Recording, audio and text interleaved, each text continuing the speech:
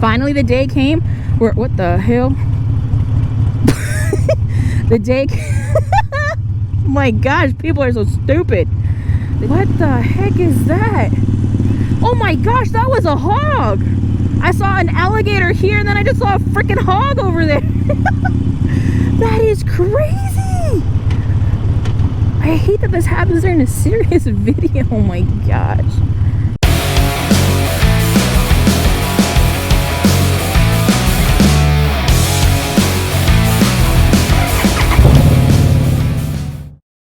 What's up, Riveter Nation? It's Hail the Riveter coming at you this kind of chilly afternoon. It is December 7th, 2020.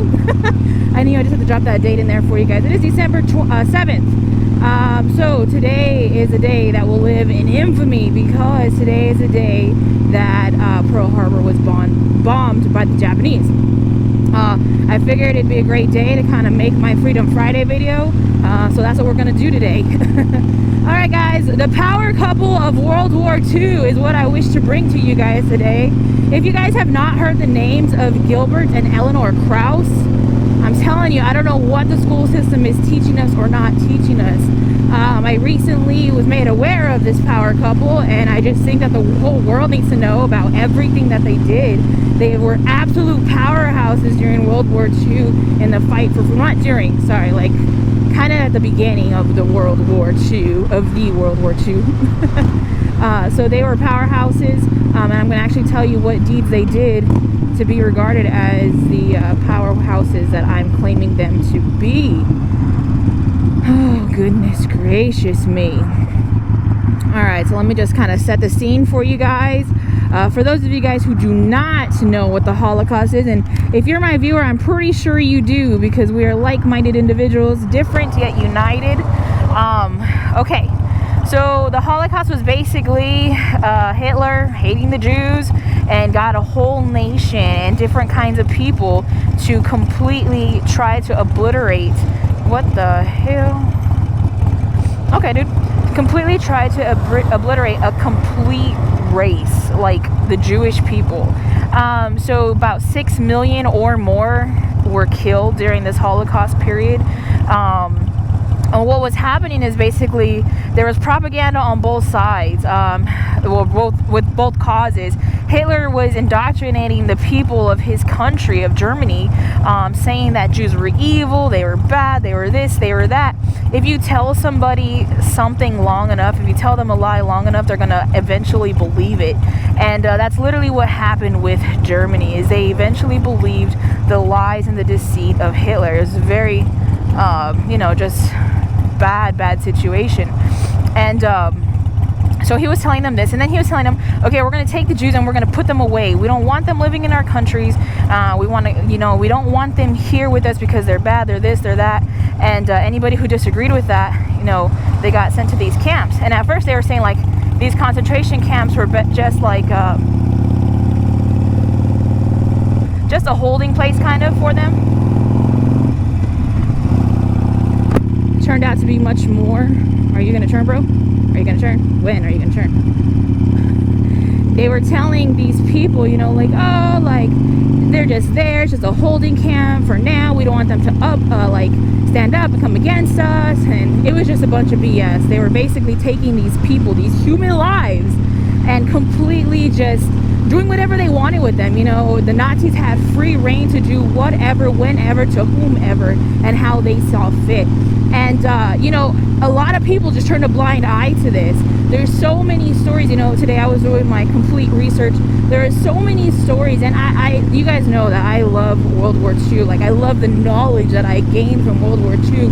It was just an epic time in our history. And so the Holocaust is always one of those things that's like near and dear, because you see just straight evil that people are capable of, and just the utter blind eye that they turn to this. It's just ridiculous, and you kind of see it now. And I'm not going to get into that, but we're just going to roll with this.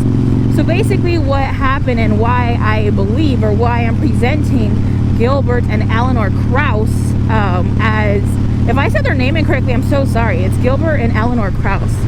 Why I believe that they are the power couple of World War II until I'm otherwise convinced, of another power couple, is because what they did is this man and woman who lived in the US of A, they were free, they were Jews, and with the US, we were currently in the Depression. We were living in the Depression, and there was also a lot of, hate for the Jews that was being kind of embraced here in the US. And, that utterly is, just obnoxious in and of its own. But what this esteemed, educated man did, he had 2 kids, and he had a daughter and a son. He basically told his wife, you know what, we need to go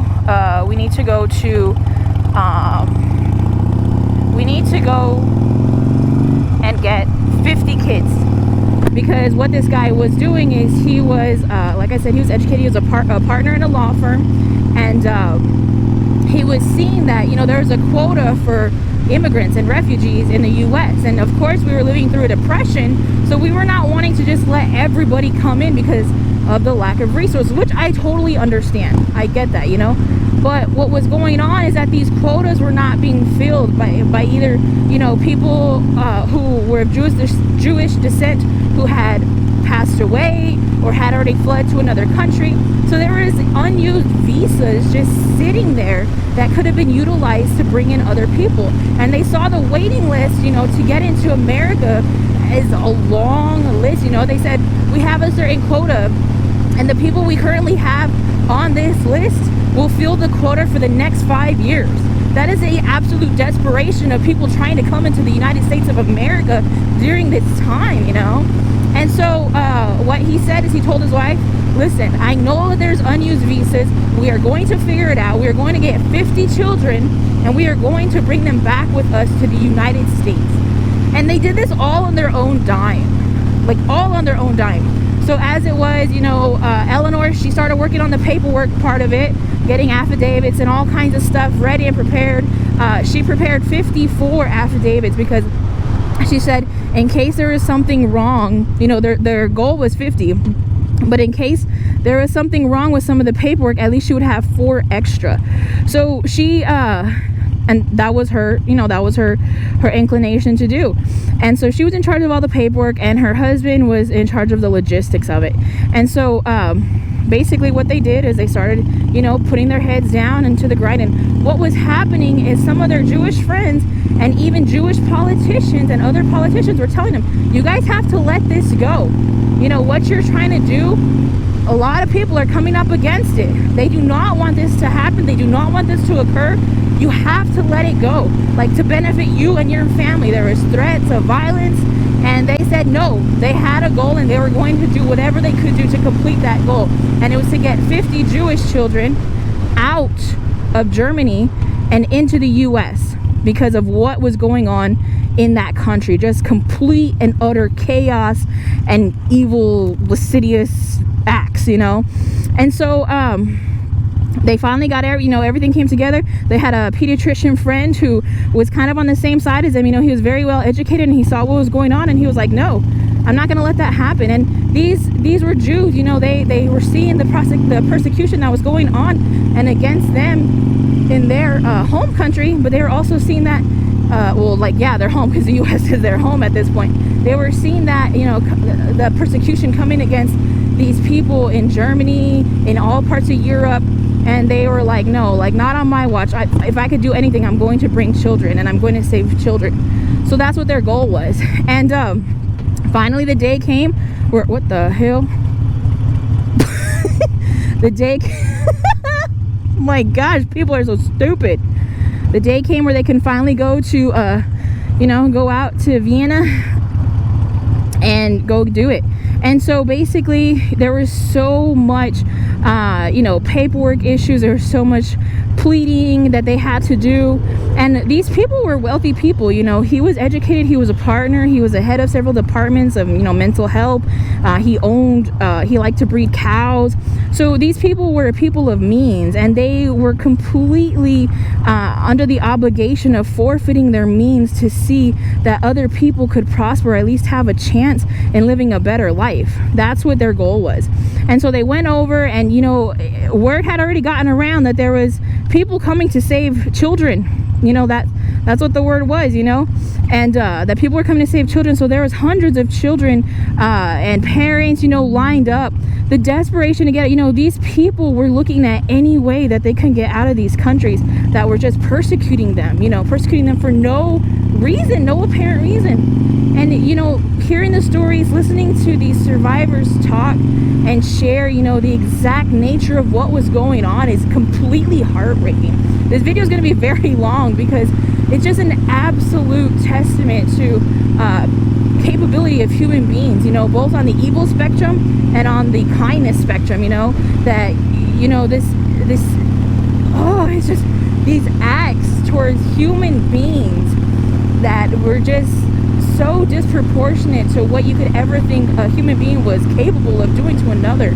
And I just really want to applaud. I just feel like I'm not going to be able to ever do a Mr. and Miss Crouch justice, Gilbert and Eleanor Crouch justice for what they did, because they took these kids and they want to make sure they're healthy goodness. So they took that pediatrician I was telling you about.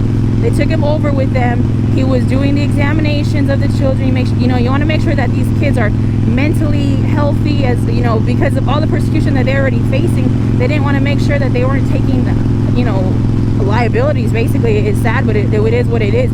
They didn't want to take a sick child.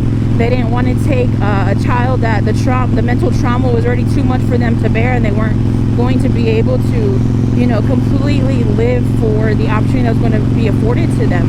And so what they had already done in the States was they were going to friends and family members to set up and say, we need you to say that you're going to sponsor one of these kids when they come back, when we go and get them. And these friends and family members, they have to go through the stringent process of the adoption, basically is what it was, fostering kids.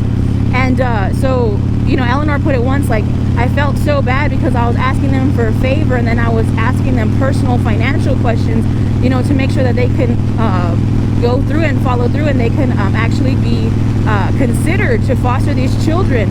And but it didn't stop her. The shame, she had no shame, because she knew that the goal was something really great and grand and phenomenal.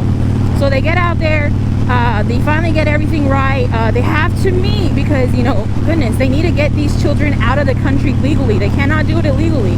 There's so much attention on this, where everything has to be done right. Their I's have to be dotted, their T's need to be crossed, and it needs to be all above water, above board. And so they have to first make sure that these kids can get passports, and that is through the Germans.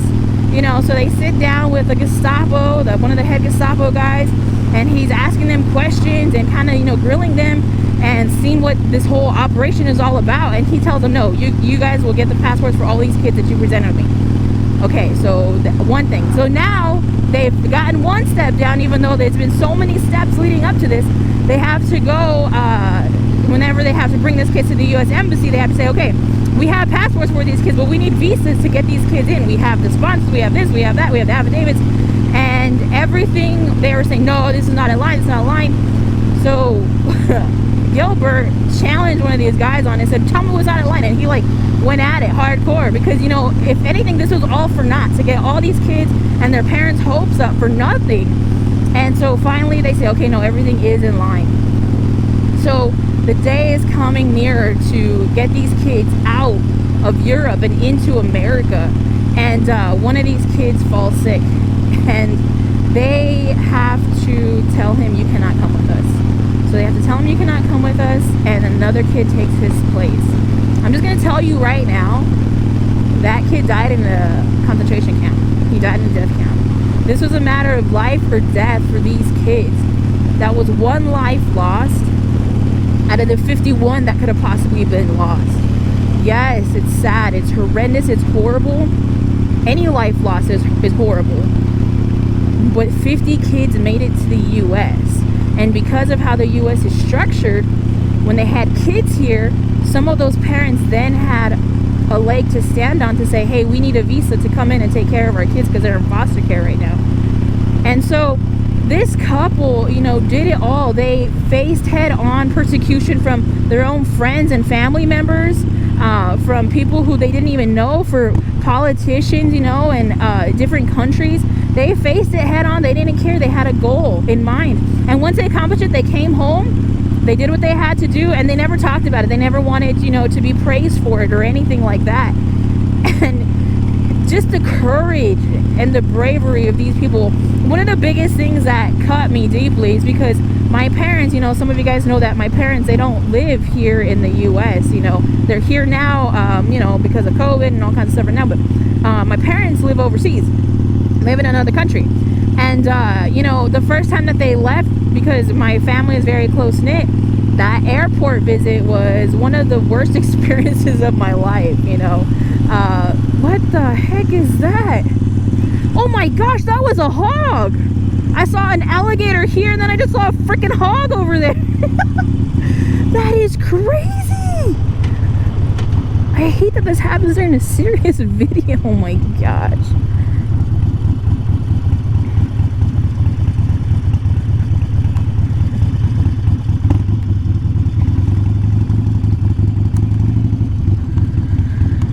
Let me just pause here, make sure my battery is still good. Alright, so basically, like I was saying, my parents, they don't live here. So the first time that they had to leave that airport, man, that was just horrendous, saying bye to them. And, you know, for us, we knew when we were going to see my parents again, it was going to be a few years. That's a hog. He ran right into the bush. We knew we were going to see my parents again in a few years, you know. And, man, that's crazy. These people, these children, didn't know when they were going to see their parents, when they were going to see their kids ever again. They didn't know what was going to happen. This was, you know, just so much turmoil was going on at this time, you know, in the world. And because Jews were not allowed to do the salute for Hitler, you guys all know it. I'm not going to demonstrate it. You know, they were not able to do that. Jews were not able to. They were not. So when the train would leave, they would, you know, people would salute. Everything that these freaking Germans did, they had to salute this stupid demon, man. He's so many bad words. I'm not gonna even say it. So they could not even wave to their kids, or the kids couldn't wave to their parents when the train left, because Jews were not allowed to do the salute for Hitler, and you were supposed to salute when the train was taking off. And it was going to be seen that the Jews were saluting, and they were really just trying to wave. So and then they didn't, you know, some of these kids said, you know, my family, we don't know where they put the money together, but they, you know, they got a taxi, because you're not supposed to be seen, you know, with suitcases and stuff that you were leaving. So they got in a taxi to get the train. So this one little girl said, you know, my mother knew that I loved her roasted chicken. Like, she made the best roasted chicken. And she doesn't know where she got them, because these Jews were not allowed to work or do anything, you know. She said, I don't know where they pulled the money from, but my mom made a roasted chicken for us, packed it, you know, like a lunch, and that was my last meal. It's just so sad. Okay, so most of my research that I got this information from is HBO did an excellent documentary on it. It's called 50 Children and Mr. and Mrs. Krause, something like that. And it's just phenomenal. I will never be able to portray or give you the emotion that these people, you know, as the grown adults are now speaking with about these memories. I won't be able to do that. I just want to say that I want to do my part in bringing to light this amazing couple, Gilbert and Eleanor Krause. You know, there's probably a lot of the story that I didn't say, just because, you know, usually when I get out here, start doing videos, I get so excited and just kind of fall off my script sometimes. I try to have a script, you know, and things happen.